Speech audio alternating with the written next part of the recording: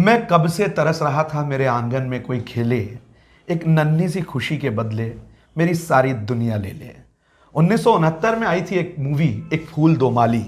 इसकी ये पंक्तियाँ आज भी हर उस परिवार में व्यक्ति गुनगुनाते हैं जहाँ खुशियों का समय आता है, जहाँ कोई नया मेहमान घर में आता है। लेकिन जब मेहमान आता है तो जिम्मेदारियां भी बहुत ज़्यादा बढ़ जाती है। और कौन सी जिम्मेदारी ऐसे वक्त पे रखना ज़रूरी है, इस बात को जानने के लिए आज हमारे साथ बैतूल जिले की जानी मानी स्त्री रोग विशेषज्ञ डॉक्टर प्रतिभा रघुवंशी जी हैं।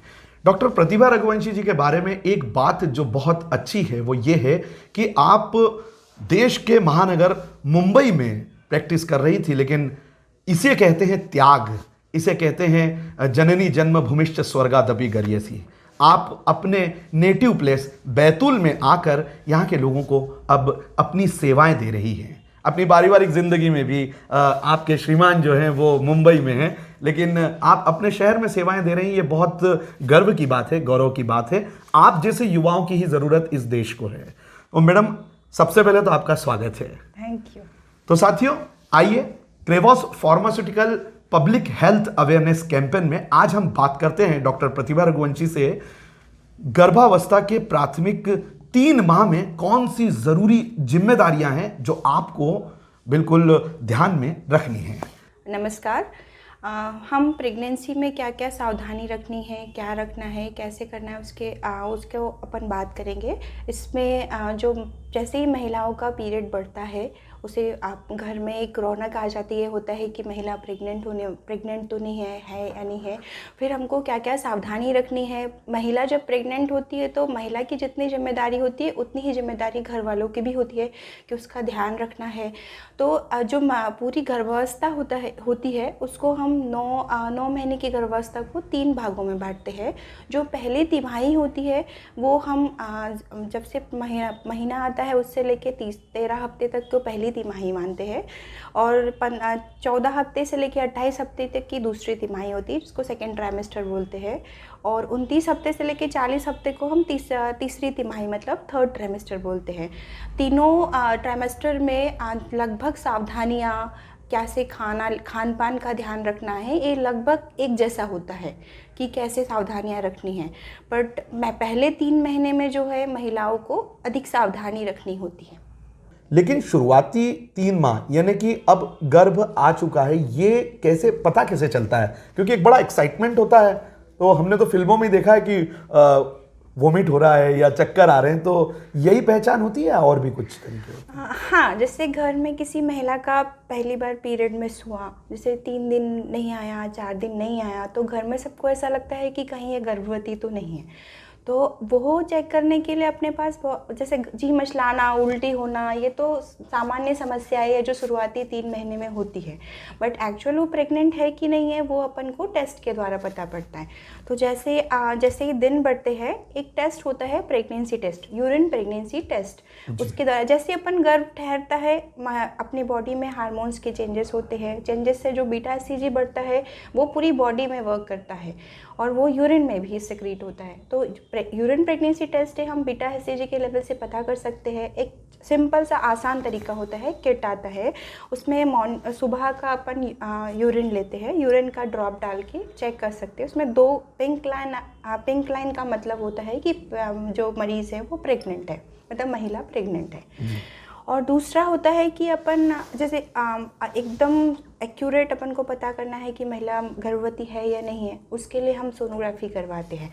सोनोग्राफी जनरली 1.5 महीने से 2 माह पे कराई जाती है, जिससे यह पता पड़ता है कि बच्चा कितने समय से ठहरा है, कब से रुका है और हमारी संभावित डिलीवरी की तारीख क्या होने वाली है।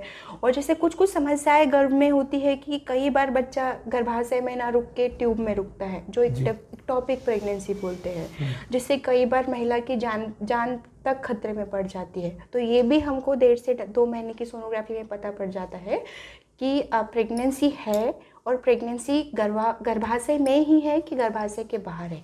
अब सोनोग्राफी की मैम जब बात होती है तो शहरी क्षेत्र में तो ठीक है, लेकिन कोई दूर सुदूर जो क्षेत्र होते हैं जहाँ से आ नहीं सकते हैं वो लोग, तो ऐसा कोई गणित नहीं होता है मोटा मोटा जिससे पता चल जाए कि हाँ भाई अब इस समय जाकर जो है वो डिलीवरी होगी? बहुत अच्छा क्वेश्चन है, क्योंकि अपने यहाँ पे मेजॉरिटी जो जनसंख्या है वो गाँव में रहती है। गाँव में सोनोग्राफी की सुविधा होना अपने लिए अभी ज़रूरी नहीं है कि हर गांव में सोनोग्राफी की सुविधा हो। तो एक मोटा मोटा तरीका होता है कि अपन जैसे जब महिला का पीरियड आया है, जैसे सपोज महिला का माहवारी आई है, उस डेट से अपन 7 दिन और 9 महीने ऐड करके संभावित डिलीवरी की तारीख निकाल सकते हैं। जो महिला का जैसे कि महिला का 7 फरवरी को महीना आया है, 7 फरवरी को, तो उसमें 7 दिन अपन जोड़ेंगे तो 14, और फरवरी में 9 महीने जोड़ेंगे तो नवंबर। मतलब लगभग एक मोटा अंदाज हो सकता है कि 14 नवंबर तक की संभावित हमारी डिलीवरी की तारीख होगी। दूसरा तरीका होता है सोनोग्राफी से, जो हम पहले ही बता चुके हैं कि सोनोग्राफी जो 1.5 महीने से 2 महीने की सोनोग्राफी होती है उसको हम डेटिंग स्कैन बोलते हैं। डेटिंग स्कैन में एक्यूरेट हम संभावित डिलीवरी की तारीख के बारे में बता सकते हैं।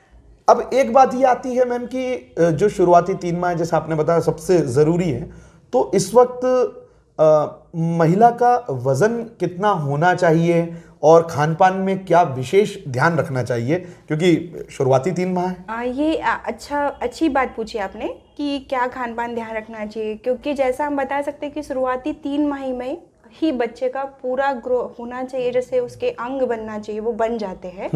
बाद की दोनों तिमाही में सिर्फ उसका विकास होता है। तो अपना खान पान शुरू के 3 महीने में बहुत आवश्यक होता है। बट ऐसा नहीं कि खान पान ऐसा कि आपको बहुत सारा खाना है, ऐसा ही कि पूरा वज़न शुरू के 3 महीने में ही बढ़ जाना चाहिए, यह बिल्कुल आवश्यक नहीं होता है। शुरू के 3 महीने में अपन माने कि ऐसा भी हो सकता है कि आपका खान पान बहुत अच्छा रहे तो भी कुछ भी वज़न ना बढ़े। मतलब ऐसा होता है कि 0 से लेके 1 kg तक ही वज़न शुरुआती तिमाही में बढ़ता है। खान पान आपको संतुलित आहार लेना है, मतलब उसमें प्रोटीन, कार्बोहाइड्रेट, विटामिन्स, मिनरल्स ये सब होना चाहिए। पर जो गांव की औरतें या जो भी महिलाएं प्रेग्नेंट होती है उनके घर वालों को ये समझाना बहुत मुश्किल है कि संतुलित आहार क्या होता है। तो उसका एक फॉर्मूला होता है, जैसे उनको अपन तरीके से बता सकते हैं कि जो महिलाएं खाना ले रही है पूरे दिन में उसको अपन ट्राई कलर में बांट देते हैं, मतलब तिरंगा। याद रखना बहुत ईजी होता है कि सफ़ेद कलर, हरा कलर और नारंगी कलर। जो उसका सुबह से लेकर शाम तक का खाना है वो एक सफ़ेद होना चाहिए। सफ़ेद में जैसे मिल्क हो सकता है, अंडे हो सकते हैं, दूध की कोई भी बनी हुई चीज़ें हो सकती हैं सफ़ेद में। हरा कलर जो होता है उसमें आपको ग्रीन वेजिटेबल्स, मतलब हरी सब्जियां, हरे फल या ये सब खाना है। पीला या नारंगी मतलब जैसे पपीता शुरू के 3 महीने में ऐसा कंसेप्शन है कि नहीं लेते हैं, तो मैंगो हो गया, आम हो गया है, या पीली दाल हो गई है। जो पीला खाना उसको खाने में अपनी थाली में दिखे वो महिलाओं को लेना है।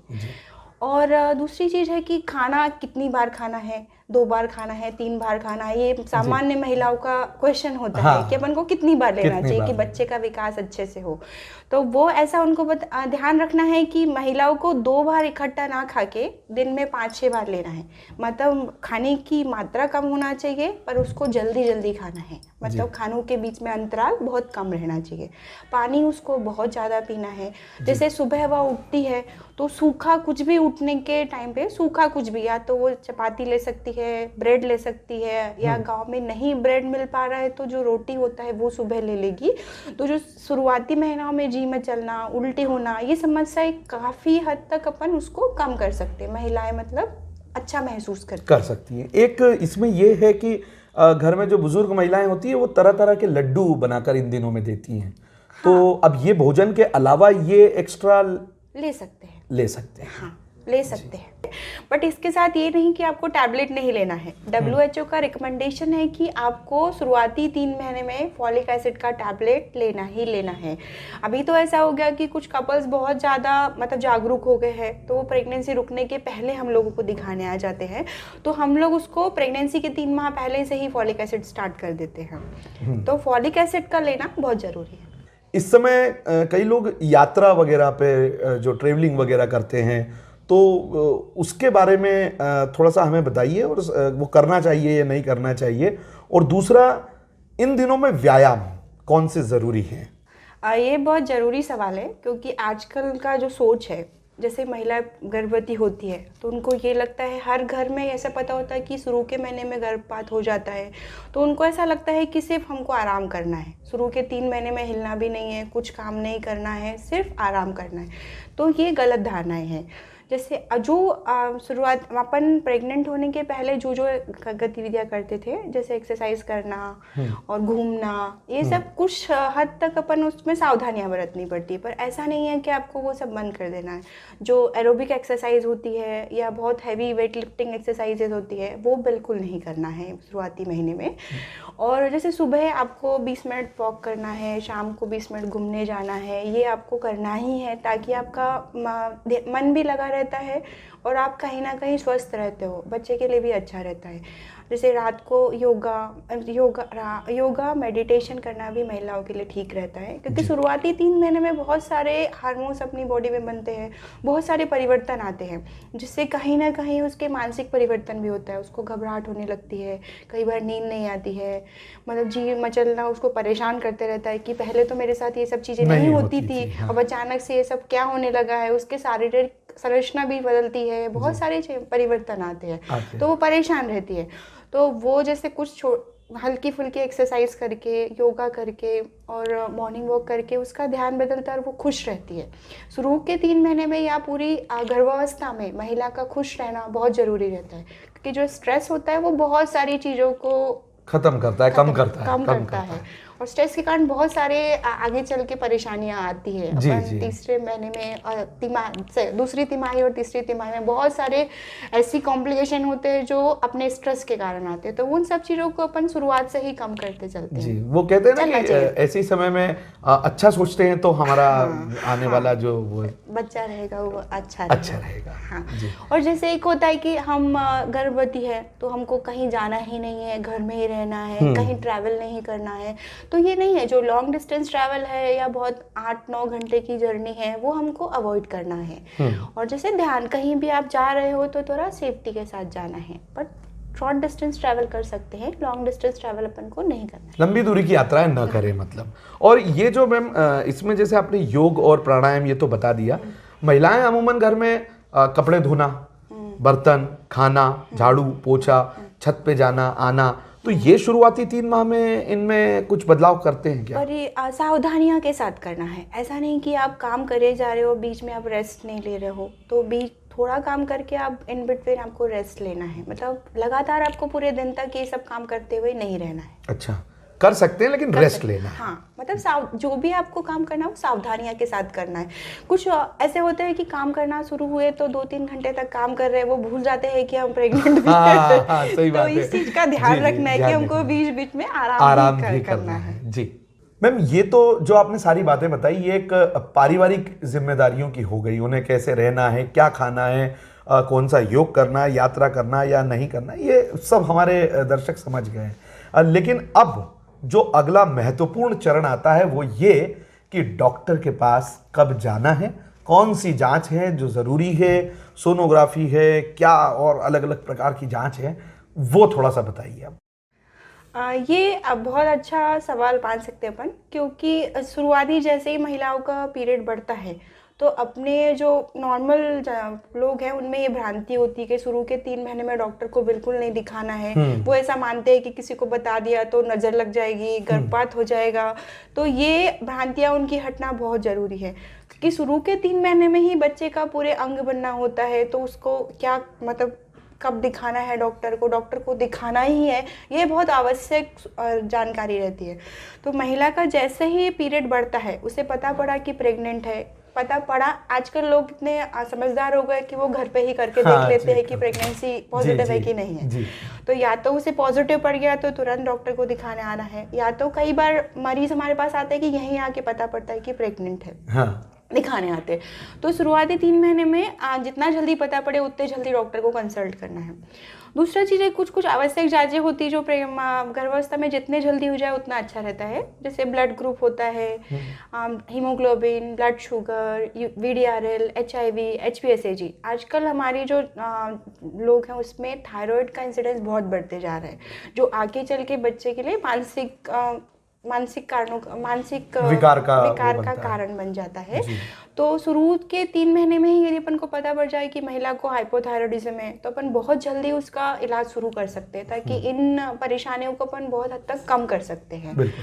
दूसरा चीज़ ये है कि ये खून की जांचें हुई। दूसरा, अपन सोनोग्राफी कब कराना है, कितना कराना है, क्योंकि जब लोग मानते हैं या घर पे जो बूढ़ी दादी वगैरह होती है वो बोलती है कि ये एक रेडिएशन है, हम बार बार सोनोग्राफी कराएंगे तो हमारा बच्चा तो मानसिक विकलांग हो जाएगा, अपंग हो जाएगा। पर ऐसा नहीं है। सोनोग्राफी हमने बनाया है इस चीज़ के लिए कि जो भी परिवर्तन आ रहा है वो हमें समय से पता पड़ जाए।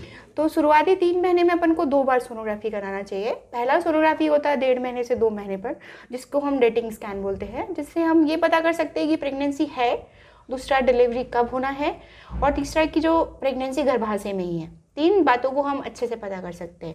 दूसरी सोनोग्राफी जो होती है वो होती है 2.5 महीने से लेके 3 महीने पर, जिसको हम लोग न्यूकल स्कैन बोलते हैं या एनटी स्कैन बोलते हैं। इसमें इस स्कैन का नॉर्मल आना बहुत ज़रूरी रहता है, क्योंकि अभी जो जितना पोल्यूशन बढ़ गया है, फर्टिलाइजर्स वगैरह सभी कुछ यूज़ हो रहा है, तो जो मतलब जन्मजात विकृतियों के परसेंटेज बहुत धीरे धीरे बढ़ते जा रहे हैं। तो जो न्यूकल स्कैन से हम लोग ये पता कर सकते हैं, कुछ आनुवांशिक बीमारियों के बारे में हम मोटा मोटा अंदाज़ा लगा सकते हैं कि ये इसको परेशानी है। तो जो बच्चा डिलीवरी के बाद हमको पता पड़ना है कि ये आनुवांशिक रूप से विकलांग था, वो हम शुरू के 3 महीने में ही पता कर सकते हैं और उसका इलाज कुछ इलाज कर सकते हैं या हम उसको अवॉइड करवा सकते हैं। मतलब डिलीवरी के बाद जब ये चीज़ें पता पड़ती तो घर वालों के लिए बहुत सारी परेशानियां हो जाती है, और वो कहीं ना कहीं घर वालों के लिए परेशानी बनता है बच्चा, तो वो शुरू के 3 महीने में पता करके हम उसको अवॉइड करवा सकते हैं। जी, ऐसी भी परिस्थितियां निर्मित होती है कि जब हमें ऐसा लगता है कि तुरंत चिकित्सक के पास पहुंचना ही है। ये बहुत अच्छी चीज़ है कि जैसे आपने पूछा कि कब दिखाना चाहिए, मतलब अर्जेंटली जाना चाहिए कि नहीं, क्योंकि घर पे जो बूढ़ी माँ रहती है या सासू माँ रहती है वो बोलती है कि आप तो क्यों डॉक्टर को बार बार दिखाते हो, डॉक्टर बहुत सारा दवाई दे देंगे और फिर वो बच्चे का अबॉर्शन रहता है। कई लोग इससे कोरिलेट करते हैं कि दवाइयों खाने से ही अबॉर्शन होते हैं, बट ऐसा नहीं है। जैसे महिलाओं को कभी भी जैसे कुछ परेशानियाँ शुरुआती महीने में होती है, जो वो हमारे पास समय से आ जाए तो एक थ्रेटन्ड अबॉर्शन करके बोलते हैं हम, कि मतलब गर्भपात को रोका जा सकता है। अच्छा। वो स्थिति में यदि महिला हमारे पास आ जाती है तो हम उसको बीच रोक सकते हैं।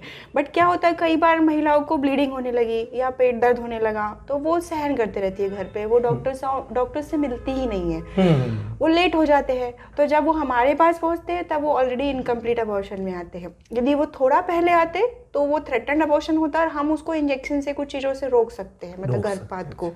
तो ऐसी कुछ चीज़ें होती है जो महिला को या घर वाले सदस्य को ध्यान रखना है, कि जैसे अचानक से ब्लीडिंग होने लगा, बहुत तेज पेट दर्द हो रहा है, या बुखार आ गया है, या तो तेज बुखार आ गया या नीचे से मतलब सफ़ेद पानी जाने लगा है, तो ये सब चीज़ों में उनको तुरंत डॉक्टर को दिखाना है। ऐसा नहीं कि अपन को अगले महीने की जो तारीख है उसी तक इंतजार करना है।